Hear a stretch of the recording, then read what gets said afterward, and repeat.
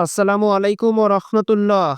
প্রিয় দর্শকবিন্দু, আজকের আলোচনায় আমরা জানব কিয়ামতের আগে পৃথিবীতে সংঘটিত হবে এমন তিনটি মহাভয়ঙ্কর ভূমিকম্প সম্পর্কে। রাসূলুল্লাহ সাল্লাল্লাহু আলাইহি ওয়াসাল্লাম ইরশাদ করেছেন, কিয়ামতের আগে তিনটি বড় ভূমিকম্প হবে, একবার পূর্ব দিকে, একবার পশ্চিম দিকে এবং একবার আরব উপদ্বীপে। এই ভূমিকম্পগুলো হবে সাধারণ ভূমিকম্পের মতো নয়, বরং পৃথিবীর ইতিহাসে সবচেয়ে ভয়াবহ কম্পন হবে এগুলো। প্রথম ভূমিকম্প হবে পূর্ব দিকে। ওলামা একরাম বলেন, এটি এমন শক্তিশালী হবে যে মানুষ অল্প সময়ে হাজার হাজার প্রাণ হারাবে, নদীনালা শুকিয়ে যাবে, বিশাল শহর ভেঙে ধ্বংসস্তূপে পরিণত হবে। দ্বিতীয় ভূমিকম্প হবে পশ্চিম দিকে। তখন সমুদ্র উত্তাল হবে, ভূমি ফেটে যাবে, স্থলভাগ গিলে নেবে অগণিত জনপদ। মানুষ দিশেহারা হয়ে পড়বে, তারা বুঝতে পারবে না কোথায় যাবে।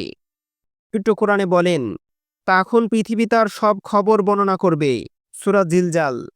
এ আয়াতের ব্যাখ্যায় বলা হয়েছে, পৃথিবী কিয়ামতের আগে এবং কিয়ামতের দিন তার ভয়াবহ শক্তি প্রকাশ করবে। এই তিনটি ভূমিকম্প হবে কিয়ামতের খুব কাছাকাছি আলামত। এগুলো ঘটলে মানুষ বুঝে যাবে দুনিয়ার সময় ফুরিয়ে এসেছে। এরপর আসবে সূর্যের পশ্চিম দিক থেকে উদয়, দাজ্জালের আগমন, ইয়াজুজ মাজুজের ফিতনা এবং শেষ মুহূর্তের ঘটনা। প্রিয় ভাই এবং বোনেরা, এ হাদিস আমাদের জন্য বড় শিক্ষা বহন করে। আল্লাহ তাআলা আমাদের সতর্ক করেছেন, দুনিয়া চিরস্থায়ী নয়, যে কোনো সময় ভয়াবহ বিপর্যয় নেমে আসতে পারে। তাই আসুন আমরা আজ থেকে আল্লাহর দিকে ফিরে যাই, নামাজ কায়েম করি, তওবা করি এবং হারাম কাজ থেকে বেঁচে থাকি। মৃত্যুর আগে আমরা যেন ঈমান নিয়ে আল্লাহর কাছে ফিরে যেতে পারি, এই দোয়া করি। আল্লাহ তাআলা আমাদের সবাইকে রক্ষা করুন এবং কিয়ামতের ভয়াবহতা থেকে মুক্তি দিন।